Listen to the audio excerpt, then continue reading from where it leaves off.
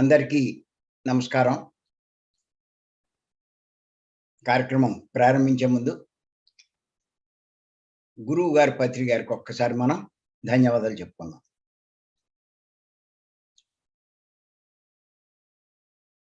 గత 43 సెషన్స్ నుంచి పార్ట్‌ల నుంచి ఒకే టాపిక్ మీద చెప్పుకుంటున్నాం. ఈరోజు 44 టాపిక్. 44 పార్ట్. దేని గురించి చెప్తున్నాము అంటే భగవంతుడి గురించే చెప్తున్నాం. ఎందుకు చెప్తున్నాము అంటే భగవంతుడి గురించి ఎంత చెప్పినా అబ్బో!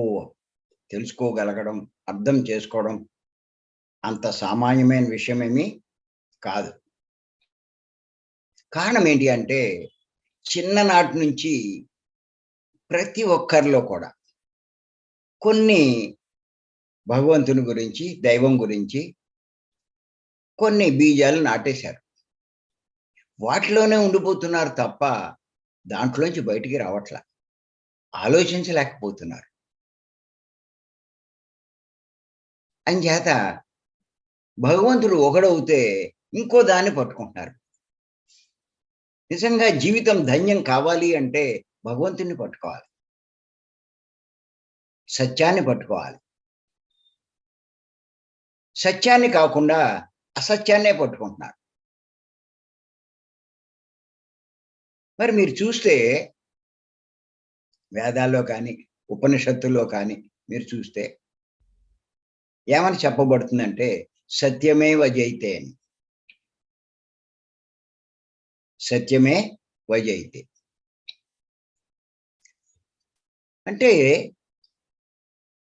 సత్యం వల్లే జయం. మన జీవితంలో మనకి జయం కలగాలంటే ఏ విషయంలో అయినా సరే, ఎందులో అయినా సరే సత్యాన్ని పట్టుకోవాల్సిందే. అసత్యాన్ని పట్టుకుంటే అపజయమే. జయము అంటే ఏంటి? ఏ దుఃఖం లేకుండా, ఏ బాధ లేకుండా, ఏ సమస్య లేకుండా శాంతిగా, ప్రశాంతిగా నువ్వు దేనికోసం వచ్చావో ఆ లక్ష్యాన్ని సాధించే ప్రయత్నం చెయ్యాలి అంటే సత్యాన్ని ఆశ్రయించాలి.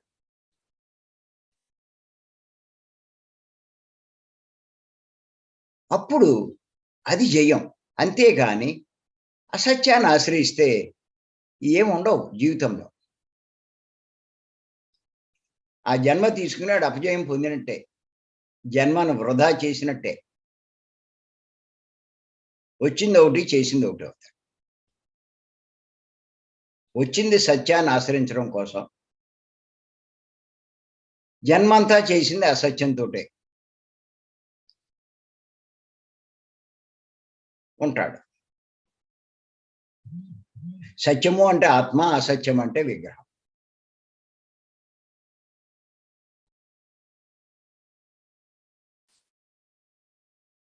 మరి అంత స్పష్టంగా చెప్పబడింది. సత్యమేవ జయతే అని. సత్యమే జయిస్తుంది. ఏ విషయంలో అయినా సరే. చాలామంది సత్యం చెప్పడానికి భయపడతారు. సత్యం మాట్లాడడానికి భయపడతారు. సత్యంలో జీవించడానికి భయపడతారు. వాళ్ళ జీవితంలో ఫెయిల్యూర్ అవుతారు. భయపడక్కర్లా. నేను విగ్రహం దేవుడు కాదు అని చాలా ధైర్యంగా చెప్పేవాడిని. భయపడేవాడిని కాదు. మాస్టర్‌లే భయపడేవారు. మీరది తప్ప ఇంకేదైనా చెప్పండి అని. పత్రి గారు అంత ధైర్యంగా చెప్తుంటే మనమెందుకు చెప్పకూడదు? ప్రతి పుస్తకంలో రాస్తున్నారు. విగ్రహారాధన వద్దు అని. నిజంగా ఆయన ధైర్యానికి నేను చాలా, చాలా ఆశ్చర్యపోయాను. అనుకునేవాడిని. ఆ 18 ఆదర్శ సూత్రాల్లో అదొక్కటి తీసేసి మిగతాయన్నీ పెడితే బావుండు అని చెప్పి అనుకునేవాడిని.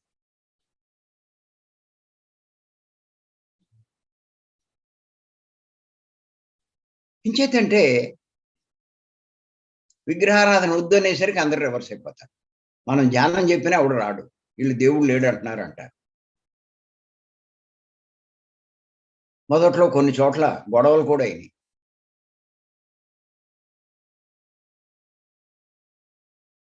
కానీ ఆయన తీసేస్తారని అనుకుంటే, ఇది పదే పదే ఏసేవారు ఆ 18 ఆదర్శ సూత్రాలు. ఏ పుస్తకంలో గాని, ఎక్కడ కానీ అన్ని. ఏంటి ఈయన ఇలా చేస్తారు? సత్యం చెప్పడానికి భయపడలేదాయన. ఇప్పుడు ఏ స్థాయికొచ్చిందో సంస్థ చూడండి. మరి నా విషయంలో కూడా చూస్తే, ఇయ్యే చెప్తూ ఉంటే, అది మాంసాహారం రెండే చెప్పేవాడిని ఇంతకుముందు స్టార్టింగ్‌లో. రెండే సత్యాలు.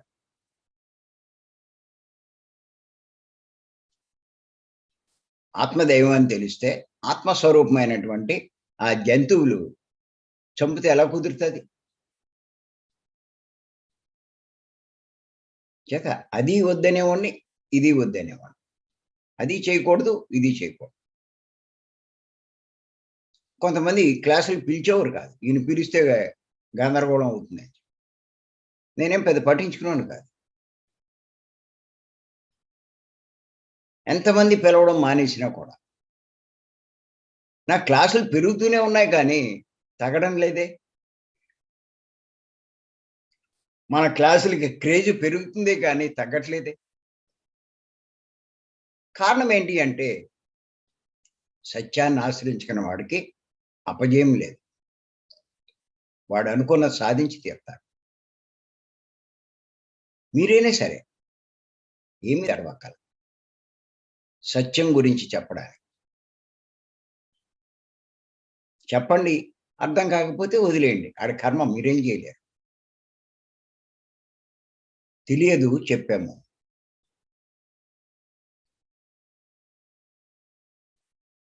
అంచేత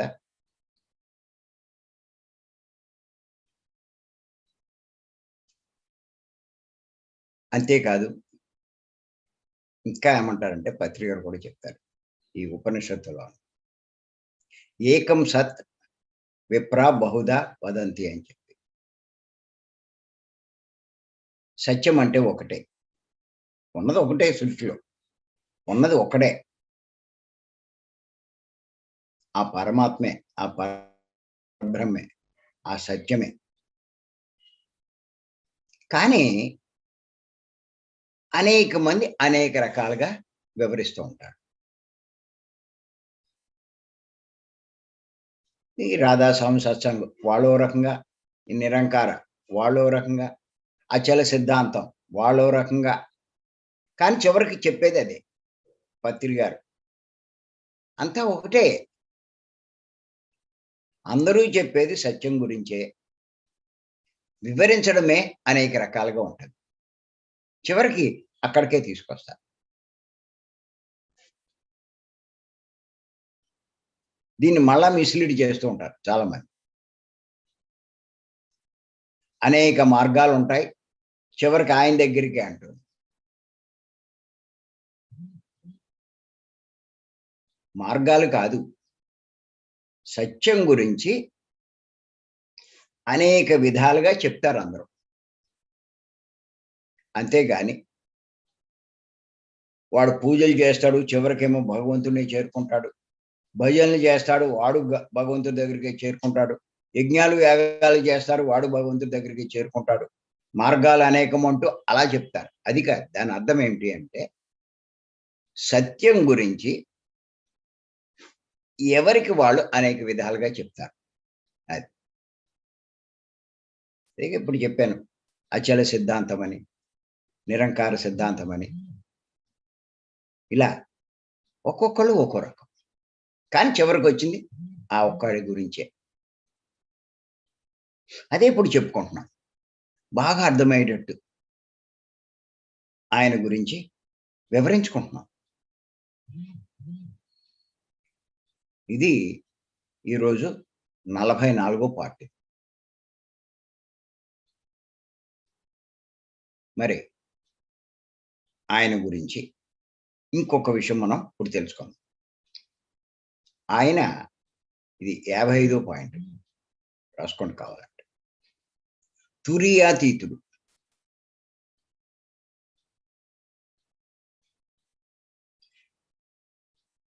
ఆ భగవంతుడు, ఆ పరమాత్మ, పరబ్రహ్మ తురీయాతీతుడు.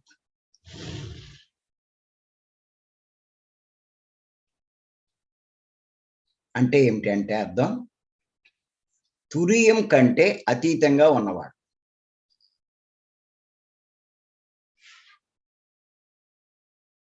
తురియం కంటే అతీతంగా ఉన్నవాడు. చాలా మందికి ఈ తురియం గురించి అంత అవగాహన లేదు. అంచేత తెలుసుకుందాం. సహజంగా మానవుడికి 3 రకాల అవస్థలున్నాయని చెప్పుకుంటాం. 3 రకాల అవస్థలున్నాయని చెప్పుకుంటాం. ఏమిటంటే అవి జాగ్రత్త, 2 స్వప్న, 3 సుషుప్తి. ఈ 3 అవస్థలు అందరికీ తెలుసు. మనము చాలా సార్లు చెప్పుకున్నాం. కానీ తురీయం గురించి ఎప్పుడు మనం చెప్పుకోవాలి. అది తెలుసుకుందాం. సహజంగా జాగ్రత్త అవస్థలో శరీరము, ఇంద్రియాలు పనిచేస్తాయి. శరీరము, ఇంద్రియాలు పనిచేస్తాయి జాగ్రత్త అవస్థలో.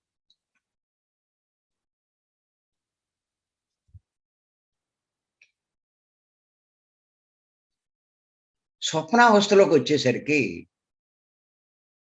ఈ శరీరము, ఇంద్రియాలు పనిచేయవు. మనసు మాత్రమే పనిచేస్తుంది. గుర్తుపెట్టుకోండి.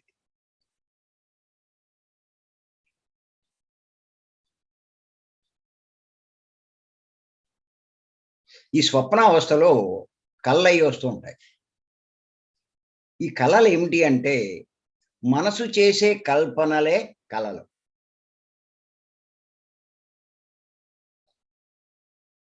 జాగ్రత్త అవస్థలో ఎన్నో చూస్తూ ఉంటాడు, ఎన్నో అనుకుంటూ ఉంటాడు, ఎన్నో చేస్తూ ఉంటాడు. వాటిలన్నిటినీ నిద్రపోతున్నప్పుడు ఆ స్వప్నావస్థలో మనసు ఏం చేస్తుందంటే ఆ సంఘటనలే కల్పనలు చేస్తూ ఉంటుంది. అలా మనసు చేసే కల్పనలే కలలు. కళ్ళంటే ఎవరో దేవుడిచ్చింది ఏమీ కాదు. నీ మనసు చూపించేదే అన్నీ.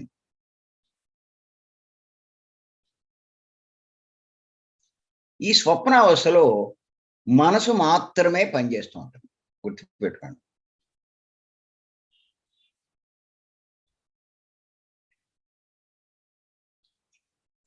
మన గైడింగ్ మెడిటేషను, ఈ స్వప్నావస్థ 2 ఒకటే.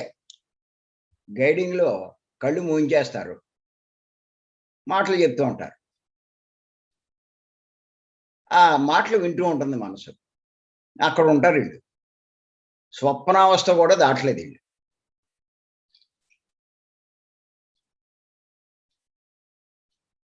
కానీ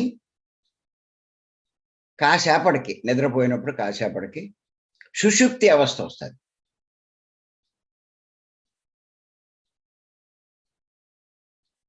ఈ సుషుప్తి అవస్థలో మనసు పనిచేయదు.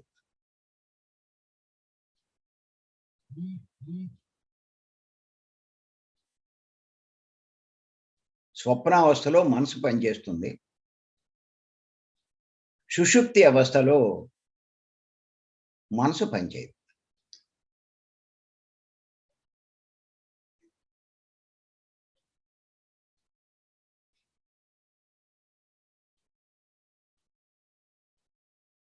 ఇంచుమించు మన ధ్యాన స్థితి కూడా అంతే. ధ్యానంలో కళ్ళు మూసుకుంటాం. శరీరము, ఇంద్రియాలు పనిచేయవు. ఆలోచనలు వస్తాయి, అంటే మనసు పనిచేస్తుంది. అప్పుడు మనం ఏం చేస్తామంటే శ్వాస మీద ధ్యాస పెడతాం. మెల్లిమెల్లిగా ఆలోచనలు తగ్గిపోయి ఆలోచనలనే ఆగిపోతాయి. అంటే ఇంకెక్కడ మనసు పనిచేయదు. దాన్నే మనం ధ్యాన స్థితి అంటాం. నిద్రలో సుషుప్తి అవస్థ అంటాం. అది ఇది ఒకటే. మనసు పని చేయని స్థితి, మనసు శూన్యమైన స్థితి కాదు. చాలా మంది కన్ఫ్యూజన్ అవుతున్నారు.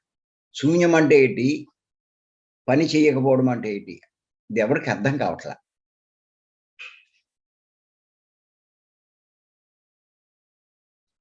అది ఇక్కడ సుషుప్తి అవస్థలో మనసు పనిచేయదు.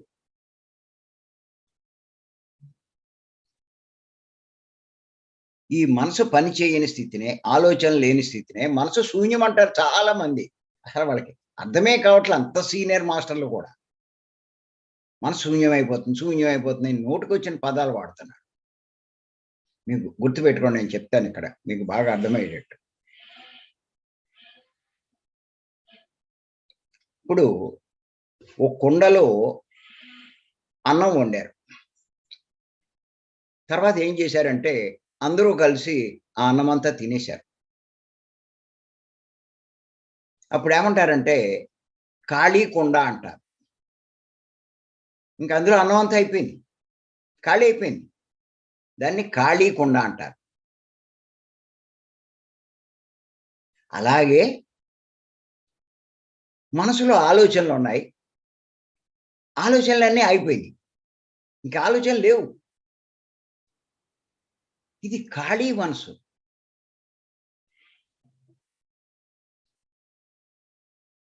కుండలో ఏమీ లేకపోతే ఖాళీ కుండ, మనసులో ఆలోచనలు ఏమీ లేకపోతే ఖాళీ మనసు. అది ప్రారంభంలో అది చేస్తాం మనం. ఆలోచనలన్నింటినీ ఖాళీ చేసేస్తాం శ్వాస మీద ధ్యాస ద్వారా.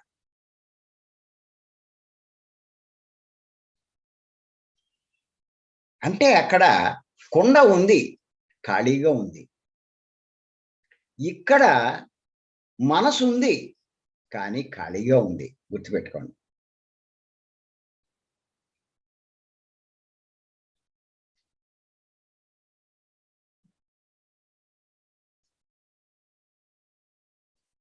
అలాగే అక్కడ కుండే లేదు, మాయమైపోయింది, శూన్యమైపోయింది.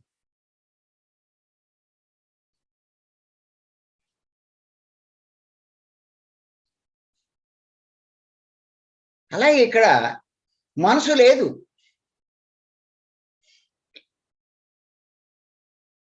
అది శూన్య మనసు.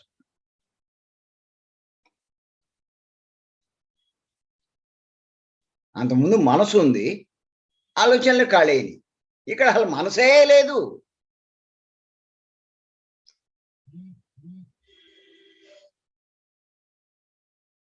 ఇక్కడ దీన్ని శూన్య మనసు అంటారు.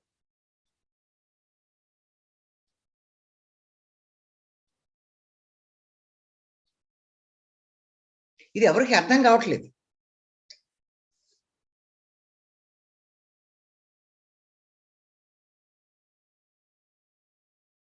జ్ఞానంలో ఆలోచన అయిపోతే అది శూన్యం అయిపోయినట్టు ఎలా అవుతుంది? ఉంది కదా, ఖాళీ అయ్యింది అంతే, ఆలోచన లేకుండా.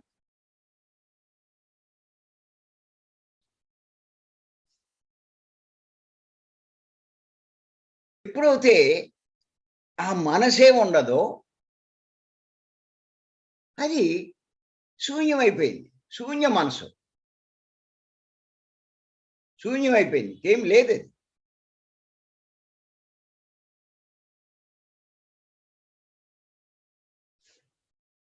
ఈ అవస్థనే తురియ అవస్థ అంటారు, తురియం అంటారు. గుర్తుపెట్టుకోండి.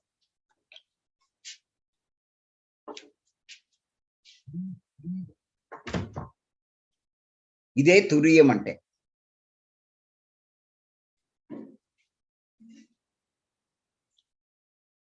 మళ్ళీ ఇంకోసారి చెప్తాను.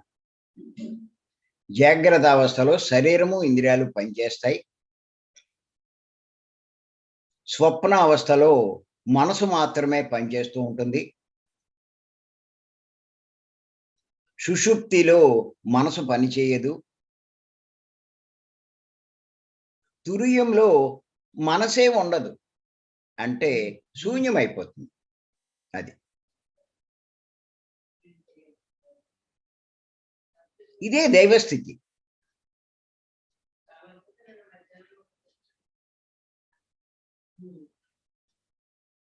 ఈ స్థితి మనం పొందాలంటాం.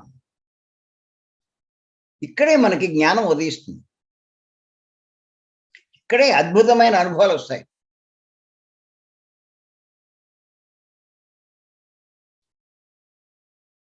ఎన్నో విషయాలు తెలుసుకుంటాం సృష్టి గురించి, అన్నిటి గురించి.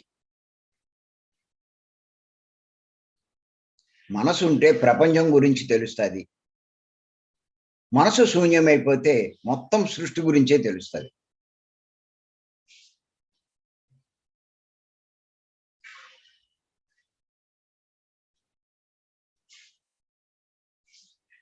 మనసు నిర్మలమవుతే బుద్ధి వికసిస్తది.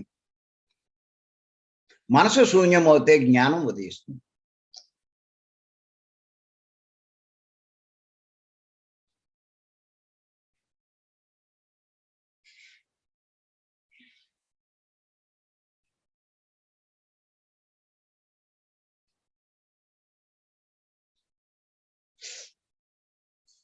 అందుకే మనం ధ్యానంలో స్థితులు చెప్తూ ఉంటాం మనం.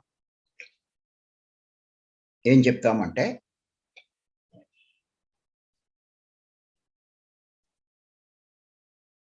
ధ్యానం చెయ్యకపోతే మనసు చంచలంగా ఉంటుంది. గతం గురించి ఆలోచనలు, భవిష్యత్తు గురించి ఆలోచనలు, ఆ రోజుకి సంబంధించిన ఆలోచనలు, ఇలా రకరకాల ఆలోచనలతో చాలా చంచలంగా ఉంటుంది మనసు. కానీ ఎప్పుడైతే మనం ధ్యానం చేస్తామో, అంటే కళ్ళు మూసుకుంటామో, ఈ ఆలోచనలన్నీ వస్తూ ఉంటాయి. చంచలంగా ఉంటుంది మనసు. అప్పుడు మనం ఏం చేస్తామంటే శ్వాస మీద ధ్యాస పెడతాం. అప్పుడు మెల్లిమెల్లిగా ఆలోచనలు తగ్గుతాయి. తగ్గి ఒక్క స్థితిలో ఆలోచనలన్నీ ఆగిపోతాయి. అప్పుడు మనం ఏమంటామంటే మనసు నిశ్చలమైంది అంటాం. గుర్తుపెట్టుకోండి. అంతకుముందు చంచలంగా ఉంది. ఇప్పుడు నిశ్చలమైంది. ఏ ఆలోచనలు లేవు. ఆలోచనలు ఆగిపోయినాయి. అంతకుముందు ఊగిసలాడేది. అటు ఇటు, అటు ఇటు. మనకి చాలా ఇబ్బంది పెట్టేది. నిశ్చలమైపోయింది.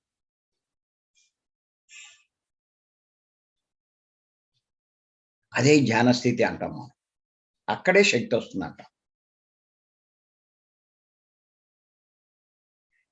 అది ఫస్ట్ స్టేజ్. ఇక్కడ కొన్ని లాభాలొస్తాయి. నేను 'ధ్యానం అంటే' అనే పుస్తకం రాశాను. దాంట్లో చదవండి ఎన్ని తెలుస్తాయి. ఎన్ని లాభాలున్నాయి దాంట్లో. ఈ స్టేజ్ సాధిస్తే. అసలు మనలో ఈ స్థితి సాధించినోడు గూడా చాలా తక్కువ. ఫస్ట్ స్టేజ్ సాధించినోడు కూడా చాలా తక్కువ. మనసు పని చేయని స్థితి సాధించినోడు చాలా తక్కువ. మనసు లేని స్థితి కాదు. మనసు పని చేయని స్థితి.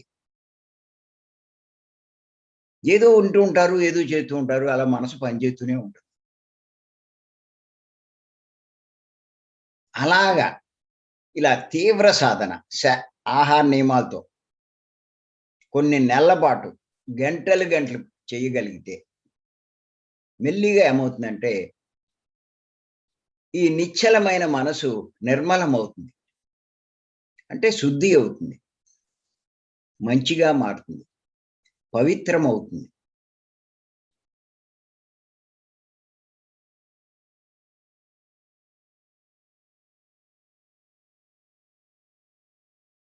మంచి మనసుగా మారుతుంది. అది సెకండ్ స్టేజ్. నిశ్చలమైన మనసు నిర్మలమవుతుంది. అది సెకండ్. ఇక్కడ బుద్ధి వికసించడం, వివేకం కలగడం, విచక్షణ జ్ఞానం ఏర్పడడం ఇవన్నీ జరుగుతూ ఉంటాయి ఇక్కడ. ఈ స్టేజ్‌లో. ఫస్ట్ స్టేజ్‌లో ఏమి ఉండదు. ఆ మనసు అంతకుముందు మలినంగా ఉంటే అలాగే ఉంటది. ఆలోచనలు ఆగినాయి అంతే. మనసులో ఉన్న కుళ్ళు, చెత్త చెదారం అలాగే ఉంటుంది. ఆ ద్వేషం, అసూయ, కోపం అన్నీ అలాగే ఉంటాయి అక్కడ. కానీ ఇక్కడ రెండో స్టేజ్‌కి వచ్చేసరికి చాలా మారిపోతుంది. మనిషే మారిపోతాడు. చూసేవాళ్ళకి చాలా ఆశ్చర్యం వేస్తది. సెకండ్ స్టేజ్‌కొస్తే. ఫస్ట్ స్టేజ్‌లో మీకు ఆలోచనలాగి కొంత శక్తి రావడం వల్ల కొన్ని లాభాలు కలుగుతాయి. అంతే తప్ప ప్రవర్తనలో మార్పు రాదు. ఆ తప్పులు చేసేవాడు తప్పులు చేస్తాడు. పాపాలు చేసేవాడు పాపాలు చేస్తాడు. అబద్ధాలు చెప్పేవాడు అబద్ధాలు చెప్తూనే ఉంటాడు. అలాగే ఉంటాడక్కడ. ధ్యానం చేస్తూనే ఏటి ఈళ్ళో ఇంకా ఏం మార్పు రాలేదనుకుంటారు. ఆడు రెండో స్టేజ్‌కొస్తే మార్పొస్తది గానీ, మొదటి స్టేజ్‌లో ఉంటే మార్పు ఎక్కడొస్తదండి? మార్పు రావాలి మనిషిలో అంటే ఫస్ట్ స్టేజ్ నుంచి రెండో స్టేజ్‌కి రావాలి. ఇప్పుడు ఎంతసేపు అరగంట, గంట కూర్చుంటున్నారు. గంట, అరగంట కూర్చుంటే ఏదో కాసేపటికి తిప్పలు పడితే, ఆ పావుగంట, అరగంట తిప్పలు పడితే కాసేపు ఆలోచనలు ఆగుతాయి. వీడేదో సంతృప్తి పడిపోతున్నాడు. మళ్ళా లేచిపోతున్నాడు. అది జరిగేదిప్పుడు. ఆ స్టేజ్‌లోనే ఉంటున్నారు అందరూ. అది దాటట్లా. నేనందుకే భీమవరం 3 రోజుల క్లాస్ రండి. ఆ స్థితి దాటాలి. 6 మాసాలు రమ్మంటాను నేను. ఖచ్చితంగా మీ మనసులో మార్పొస్తది. అలా రోజు 3 గంటలు, 4 గంటలు అవలీలగా చేస్తాను. చేసినోడికి మార్పెందుకు రాదు? నిశ్చలమైన మనసు నిర్మలమవుతుంది. అందుకే చాలామంది రా మరి ఆళ్ళందరిలోనూ గొప్ప మార్పులు చూశాను నేను. అంతకుముందు వాడి ప్రవర్తన, ఇప్పుడు ప్రవర్తన. వాళ్ళ యొక్క మేధస్సు, ఇప్పుడున్న మేధస్సు ఇయన్నీ చాలా మార్పులు చూశాను నేను. 6 మాసాలంటాను అందుకే నేను. ఎందుకంటే ఇంటికాడ మనకి అంత దీక్షగా చేసే పరిస్థితులుండవు. అంచేత రమ్మనమని చెప్పేది కారణం. అది. తర్వాత నిర్మలమైన తర్వాత ఇంకా మీరు సంవత్సరాల తరబడి అదే రకంగా స్ట్రిక్ట్‌గా ఆహార నియమాలు పాటిస్తూ మీరు చేశారనుకోండి, అప్పుడు ఏమవుతుంది అంటే మూడో స్టేజ్‌కెళ్తారు. అక్కడ ఏమవుతుందంటే నిర్మలమైన మనసు శూన్యమవుతుంది.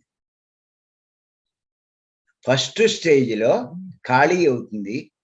లాస్ట్ స్టేజ్‌లో మూడో స్టేజ్‌లో శూన్యమవుతుంది. గుర్తుపెట్టుకోండి. ఫస్ట్ స్టేజ్‌లోనే శూన్యం అవ్వదు.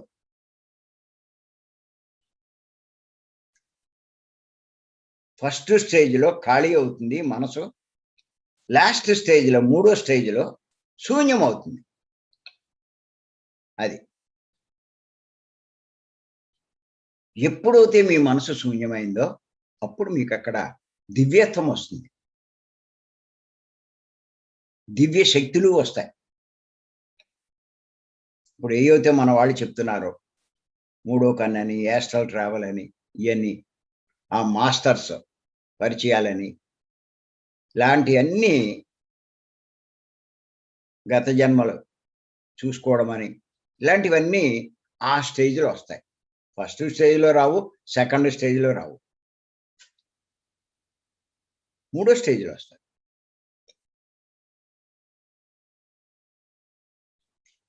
ఫస్ట్ స్టేజ్ దాటినోడికి ఆ లాస్ట్ స్టేజ్ గురించి ఇప్పుడు చెప్తే ఏం అర్థమవుతుందండి? చెప్తూ ఉంటే వాళ్ళు ఏమనుకుంటారంటే మనసులో నాకు వచ్చేసిందేమో అనుకుంటారు. ఆ మనసు ఆయన కనపడ్డాడు, ఈయన కనపడ్డాడని కల్పిస్తూ ఉంటది. ఆళ్ళనుకున్నవన్నీ కల్పిస్తూ ఉంటది. మొన్న ఒక ఇంటర్వ్యూలో పత్రి గారు చెప్పారు. అనుభవాలంటే ఏంటని. చాలామంది ఏంటంటే ఈ ఫస్ట్ స్టేజ్‌లోనే నాకు అనుభవాలొచ్చినియండి అంటారు. గుర్తెట్టుకోండి. ఆలోచనలు వేరు, అనుభవాలు వేరు. ప్రతి ఒక్కరిలోనూ 2 ఉన్నాయి. మనసు ఉంది, ఆత్మ ఉంది. అంతరంలో 2 ఉన్నాయి. ఇయి మర్చిపోతున్నారు అందరూ. మనసు ఉంది, ఆత్మ ఉంది.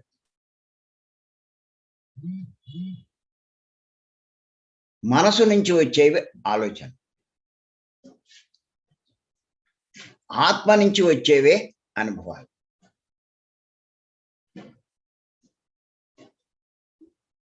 మనసు నుంచి వచ్చే ఆలోచనల్ని అనుభవాలు అనుకుంటే వాళ్ళు దెబ్బతింటారు. ఇంకా అందులో క్వశ్చన్ లేదు. నాకు ధ్యానంలో వచ్చినాయండి అనుభవాలు అంటారు, ధ్యానంలో అలా అనిపించింది అంటారు. ఇక్కడ ఇంకోటి మీరు గుర్తెట్టుకోండి, ఈ మనసు కూడా 2 రకాలు ఉంటుంది. అశుద్ధ మనసు, శుద్ధ మనసు. శుద్ధం కాని మనసు ఉంటే ఫస్ట్ స్టేజ్లో శుద్ధం కాని మనసు, దాని నుంచి అన్ని తప్పుడు సలహాలు, తప్పుడు సందేశాలు వస్తాయి. అదే మీ మనసు శుద్ధి చేసుకున్నారనుకోండి, మంచి సలహాలే వస్తాయి, మంచివే వస్తాయి. అప్పుడు మీకేమి పెద్ద నష్టమేమి ఉండదు. కానీ అక్కడ కూడా ఈ అనుభవాలు కాదు.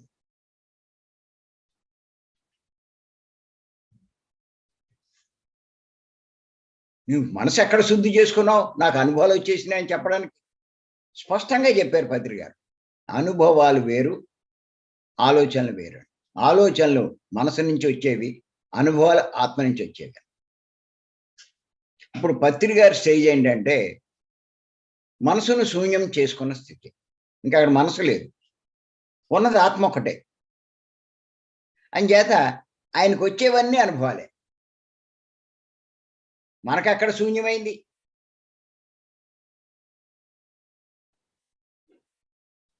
ఆయన తురీయ స్థితిలో ఉన్నాడు. ఆయన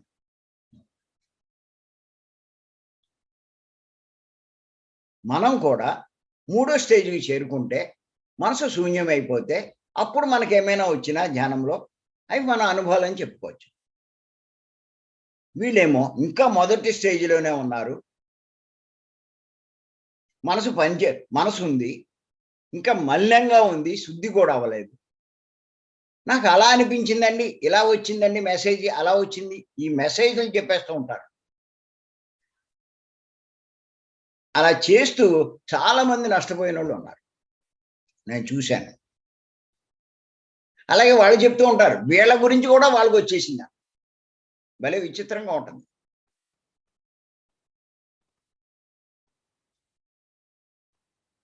నువ్వు ఇలా చేయాలని నాకు వచ్చిందంట.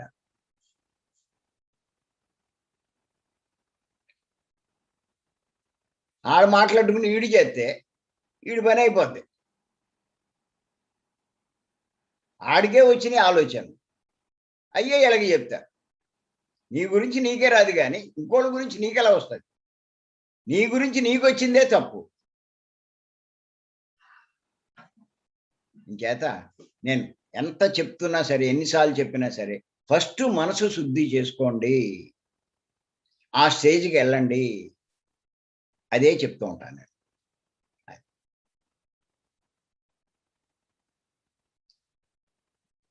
ఇక్కడ ఏమిటి అంటే, భగవంతుడు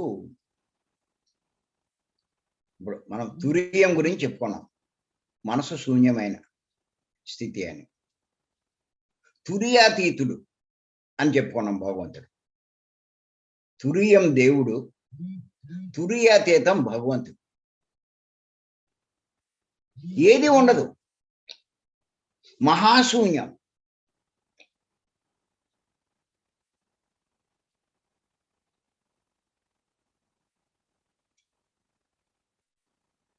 ఏది ఉండదు, మహాశూన్యమైన, తురీయానికి కూడా అతీతమైన వాడు. అందుకే ఆయన్ని తురీయాతీతుడు అంటారు.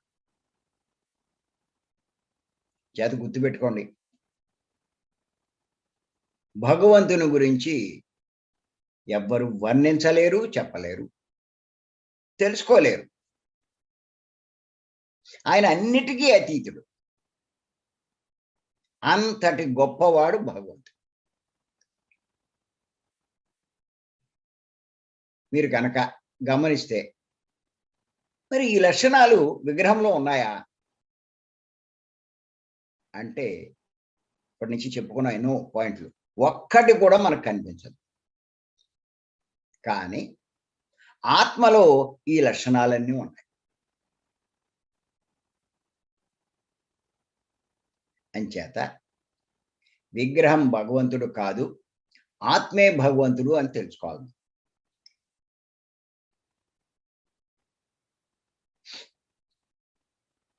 అది.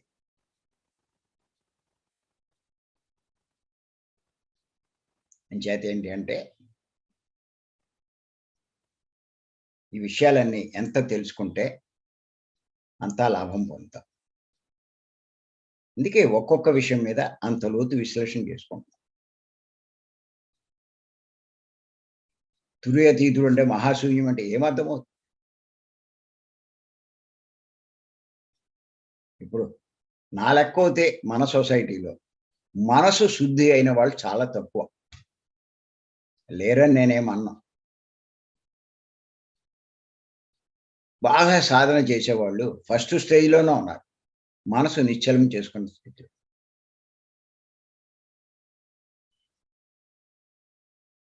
అసలు ఈ గైడింగ్ మెడిటేషన్ ఈళ్ళు ఫస్ట్ స్టేజ్‌కి కూడా రాలా.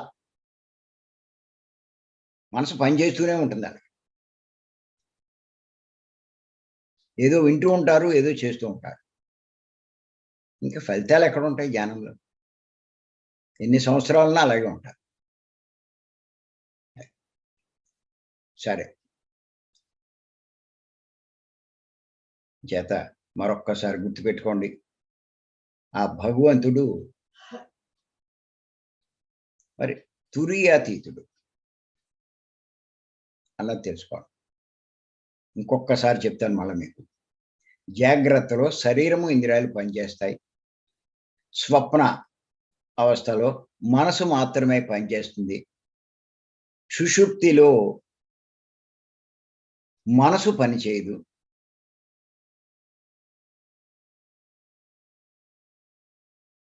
ఉంటుంది కానీ పనిచేయదు. తురీయంలో మనసే ఉండదు. అంటే శూన్యమైపోతుంది. తురీయాతీతం అంటే ఏది ఉండదు. మహాశూన్యం.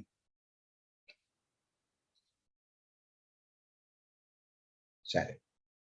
మరి ఈ అవకాశం ఇచ్చిన మీ అందరికీ మరొక్కసారి నేను ధన్యవాదాలు చెప్తున్నాను. Thank you. Thank you. Thank you.